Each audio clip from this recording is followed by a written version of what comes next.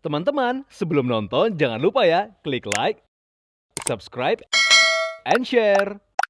Hai viewers, welcome to Daily Lifestyle bersama aku Septa Andrian. Dan aku Natasha Liotania. Nah viewers, bulan Oktober kita bangsa Indonesia merayakan salah satu hari bersejarah di tanggal 28 Oktober yaitu Hari Sumpah Pemuda. Berbicara soal pemuda, saat ini kita bangga banget ya. Semakin banyak anak muda yang menorehkan prestasinya di berbagai bidang, baik di tanah air maupun di kancah internasional.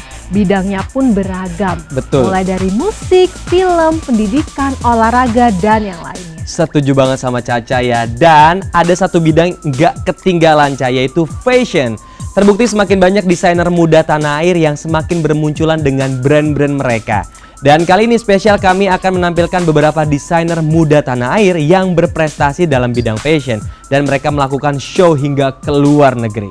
Sebagai pembuka ada desainer muda berbakat tanah air Kimberly Tandra yang baru-baru ini melakukan show di ajang New York Fashion Week. Dalam ajang itu bisa dibilang Kimberly menampilkan koleksinya di panggung Indonesia Now bersama desainer-desainer yang lebih senior dari dia. Dan dia adalah yang paling muda. Wow, salut banget sih Cak ya. Nah, seperti apa karya Kimberly dan bagaimana impiannya ke depan? Well viewers, tanpa berlama-lama lagi, berikut liputannya untuk kamu.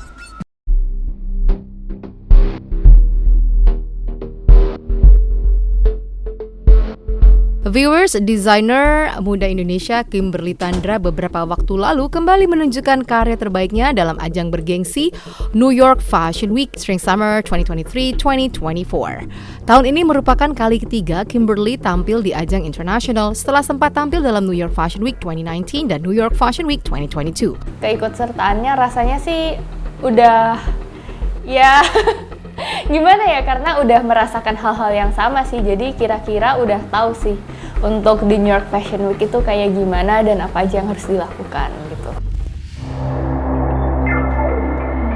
Tampil di ajang internasional merupakan kebanggaan tersendiri. Namun bukan hanya soal kebanggaan, desainer cantik kelahiran 5 September 1998 ini lebih ingin berkarya dan membawa harum nama bangsa dunia melalui fashion. Melalui brand ready-to-wear-nya, Sweatson, tahun ini ia mengambil tema berjudul Plethora yang memiliki arti sejumlah berlimpah.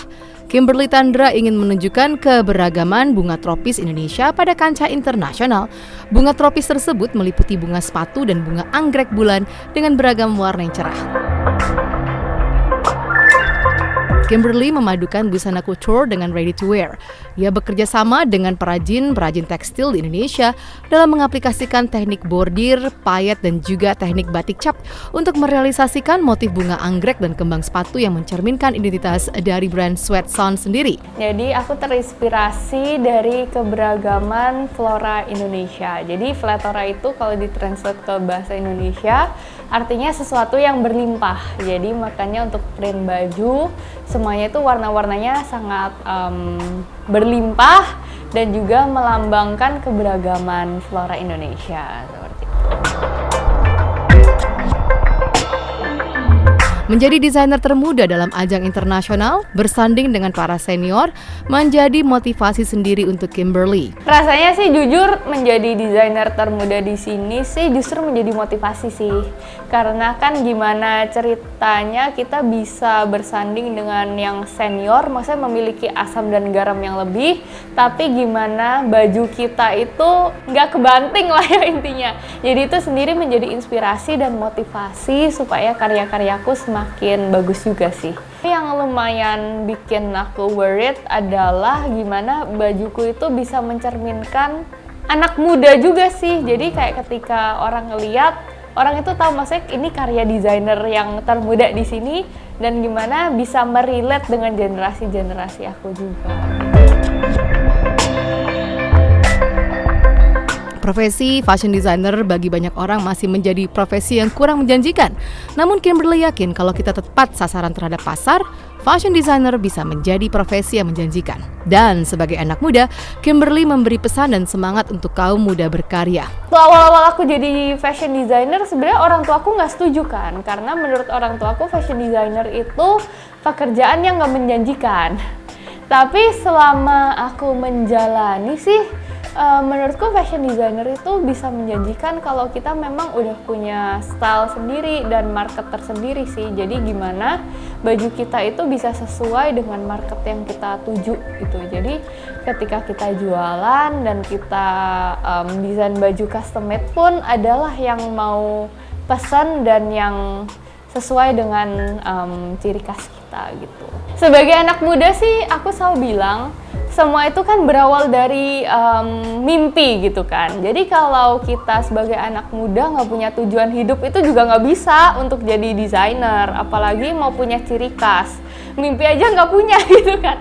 Jadi semangatnya itu kita harus memang mimpi setinggi langit sih. Maksudnya kita harus punya tujuan, misalnya mungkin terkesan ngibul dulu ya awalnya, misalnya kayak aku pengen banget punya toko di Amerika misalnya kayak gitu, tapi kan semangat itulah yang membawa kita untuk misalnya desain lebih bagus, terus menyesuaikan kualitas dengan orang di luar negeri sehingga bisa tercapai. Meskipun keinginan itu belum tercapai pun, tapi kan kita udah punya tujuan jelas ke sana dan kita terus improve gitu sih. Wow, berikut Kimberly Tandra menunjukkan koleksi-koleksi terbarunya. Hai viewers, di belakang ini itu adalah baju-baju show Kimberly di New York Fashion Week. Jadi ini adalah look batik cap yang dikerjain oleh pengrajin aku di Yogyakarta. Jadi ini semua dari motif, lalu kita bikin plat sendiri dan dicap, baru kita jahit untuk show di New York Fashion Week. Untuk detail baju ini itu ada drapery di bagian perut dan pinggang sampai pinggul bawah, dan juga ada cutout bunga sepatu di bagian perut. Jadi kalau dipakai ini sebenarnya kelihatan kulit bagian dalam badannya, dan juga ada ruffles bahan batik gitu viewers. Untuk baju kedua ini, sebenarnya baju kedua ini adalah motif batik, tapi aku print di katun eco-friendly. Jadinya untuk bahan ini itu printed, bukan batik cap. Tapi yang membuat baju ini unik adalah detail atasnya ini adalah bunga bordiran 3D sweatshirts dengan payat. Jadi ini sebenarnya terinspirasi dari bunga sepatu, kan ada putik-putiknya gini nih viewers, seperti itu. Ini juga adalah dress transparan. Sebenarnya untuk bikin dress ini lumayan lama banget yang dibikin ini, karena itu kita harus dari lace, kita bordir, lalu kita lapis lagi dengan organza, baru kita potong-potong. Jadi untuk pembuatannya lumayan lama banget untuk dress ini. Dan ini juga ada detail putik-putik kayak bunga sepatu, jadi waktu dipakai dia itu lebih bergerak, ada movementnya kayak gitu sih. Untuk dress ini itu aku kolaborasi sama Erika namanya. Jadi Erika yang ngelukis, aku yang bikin desain bajunya. Jadi untuk desain baju ini itu motifnya sama sih, sebenarnya bunga anggrek dan bunga sepatu. Tapi ini itu lebih ke geometris. Jadi kalau kita lihat motifnya kayak gini lebih ada kotak-kotaknya ya, gitu. Detailnya juga ada drapery-nya di bagian atas. Untuk next, ini adalah outer. Jadi dia untuk teknik pembuatannya sebenarnya sama dengan dress itu. Oh, untuk ini itu ada atasan tila full bordir. Jadi untuk payat-payatannya juga full. Dan ini juga sebenarnya setelah show salah satu yang diincar untuk ready to wear. Karena aku juga jual ini as in piece ready to wear kan, salah satu yang menjadi best selling kita nih.